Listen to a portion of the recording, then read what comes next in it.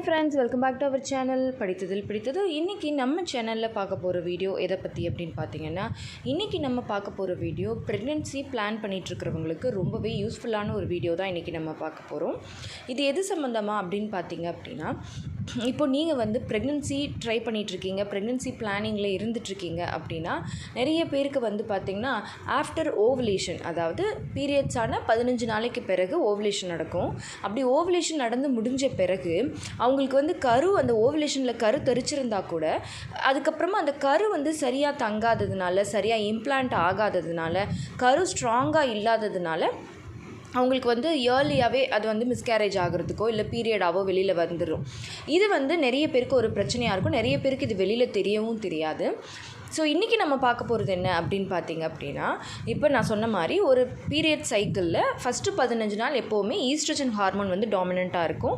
அடுத்த 15 நாள் பார்த்திங்கன்னா ப்ரொஜெஸ்ட்ரான் ஹார்மோன் டாமினண்ட்டாக இருக்கும். இந்த ப்ரொஜெஸ்ட்ரான் ஹார்மோன் என்ன பண்ணும் அப்படின்னு பார்த்தீங்க அப்படின்னா, நம்மளோட கர்ப்பப்பையோட உள் சுவரான எண்டோமெட்ரியம் லைனிங் அந்த ஈஸ்ட்ரஜன் ஹார்மோனால் நல்லா வளர்ந்துருக்கும். பட் அது பார்த்திங்கன்னா அந்த எண்டோமெட்ரியம் லைனிங் அப்படியே பஞ்சு மெத்த மாதிரி குழந்தை இம்ப்ளான்ட் ஆகி வளர்கிறதுக்கு ஏற்ற மாதிரி அப்படியே கடைசி வரைக்கும், அதாவது ஒன்ஸ் கரு பதிஞ்சு இம்ப்ளான்டேஷன் நடந்ததுக்கப்புறமா அதில் இருந்து டெலிவரி வரைக்குமே அந்த கர்ப்பப்பையோட உள்சுவர் நல்லா ஸ்ட்ராங்காக இருக்கிறதுக்கும் கரு ஸ்ட்ராங்காக இருக்கிறதுக்கும் இந்த ப்ரொஜெஸ்ட்ரான் ஹார்மோன் தான் ஹெல்ப் பண்ணும். இந்த ப்ரொஜெஸ்ட்ரான் நான் சொன்ன மாதிரி கரு பதிதலிருந்து டெலிவரி வரைக்குமே அந்த குழந்தை நல்லபடியாக வளர்கிறதுக்கு ஹெல்ப் பண்ணக்கூடிய ஒரு முக்கியமான ஒரு ஹார்மோன். அதனால தான் பார்த்திங்கன்னா நிறைய பேருக்கு நீங்கள் ப்ரெக்னென்சி ட்ரை பண்ணிகிட்டு இருக்கும்போது தெரிஞ்சிருப்பீங்க. என்னென்னா டாக்டர் ஓவலேஷனுக்கு பிறகு ப்ரொஜெஸ்ட்ரான் டேப்லெட் கொடுப்பாங்க, இல்லைனா ஏதாவது வஜைனரில் வைக்கிற மாதிரி கொடுப்பாங்க. எதுக்கு அப்படின்னா அவங்க இப்படியே சொல்லியே அனுப்புவாங்க, இந்த ப்ரொஜெஸ்ட்ரான் டேப்லெட் எடுங்க, ஒருவேளை நீங்கள் கருத்தரிச்சிருந்தீங்க அப்படின்னா அப்படியே நல்லபடியாக கண்டினியூ ஆகும், அப்படி இல்லை அப்படின்னா உங்களுக்கு பீரியட்ஸ் வந்துடும் அப்படின்னு சொல்லி அனுப்புவாங்க. ஸோ அப்போ நமக்கு ஆஃப்டர் ஓவலேஷன் எல்லாமே ப்ராப்பராக நடக்கணும் அப்படின்னா நமக்கு ப்ரொஜெஸ்ட்ரான் ஹார்மோன் அப்படிங்கிறது ரொம்ப முக்கியம். அப்போது இந்த ப்ரொஜெஸ்ட்ரான் ஹார்மோன் டேப்லெட் ஃபார்மில் இல்லாமல், இப்போ நீங்கள் ஒரு ஃபாலிகுலர் ஸ்டடி பண்ணுறீங்க, ஒரு ஐயுஐ ப்ராசஸில் இருக்கீங்க, ஒரு ட்ரீட்மெண்ட்டில் இருக்கீங்க அப்படின்னா அவங்க டேப்லெட் கொடுத்துருவாங்க, நீங்கள் எடுத்துக்கலாம் எக்ஸ்ட்ரா சப்ளிமெண்ட்டாக. பட் அது எதுவுமே இல்லை, நான் நேச்சுரலாக ட்ரை பண்ணிகிட்ருக்கேன், எனக்கு ஆனால் ஒவ்வொரு மாதமுமே பார்த்திங்கன்னா தள்ளி போகுது, ஆனால் பீரியட் ஆகிடுது, இல்லைனா ஏதோ ஒரு காரணத்தை வச்சு எல்லாமே நார்மலாக இருந்தாலும் எனக்கு கருத்தங்கலை அப்படிங்கிறவங்க ஃபுட்டுலேயே இதை எடுத்துக்கிறது ரொம்ப பெஸ்ட்டாக இருக்கும். அப்படி இந்த ப்ரொஜெஸ்ட்ரான் ஹார்மோனை பூஸ்ட் பண்ணக்கூடிய உணவுகள் எதெல்லாம் அப்படிங்கிறத இப்போ நான் ஒன் பை ஒன்னாக உங்ககிட்ட ஷேர் பண்ண போகிறேன். ஸோ நீங்களும் இதை பற்றி தெரிஞ்சுக்கணும் அப்படின்னு நினைக்கிறீங்க அப்படின்னா இந்த வீடியோவை ஸ்கிப் பண்ணாமல் கடைசி வரைக்கும் பாருங்கள்.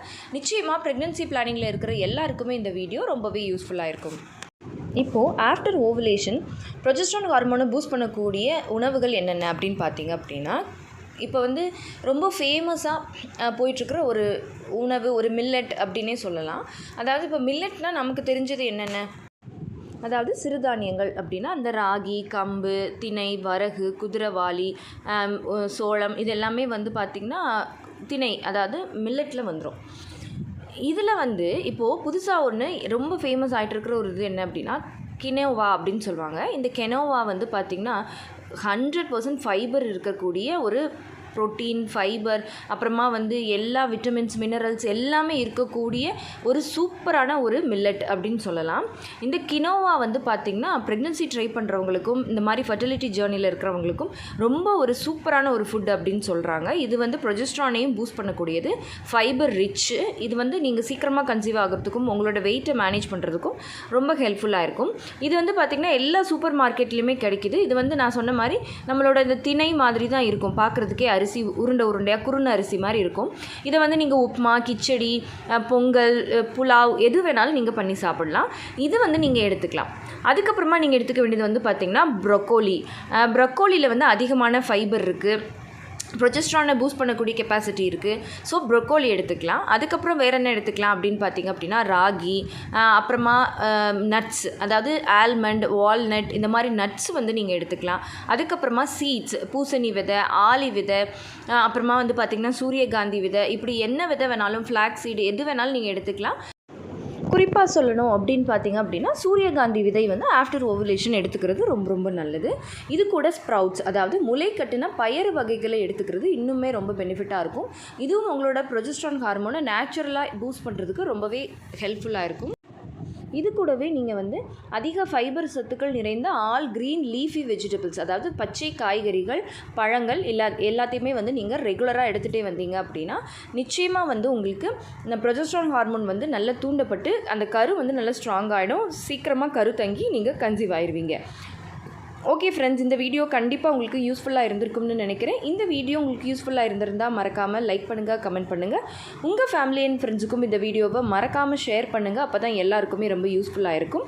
அண்ட் நம்ம படித்ததில் பிடித்தது சேனலை இது வரைக்கும் சப்ஸ்கிரைப் பண்ணாமையே பார்த்துட்ருக்கீங்க அப்படின்னா மறக்காமல் சப்ஸ்கிரைப் பண்ணிக்கோங்க. பக்கத்தில் இருக்கிற பெல் ஐகானையும் சேர்த்து கிளிக் பண்ணி ஆல் கொடுத்து வச்சுருங்க. ஓகே ஃப்ரெண்ட்ஸ், பாய், தேங்க்யூ.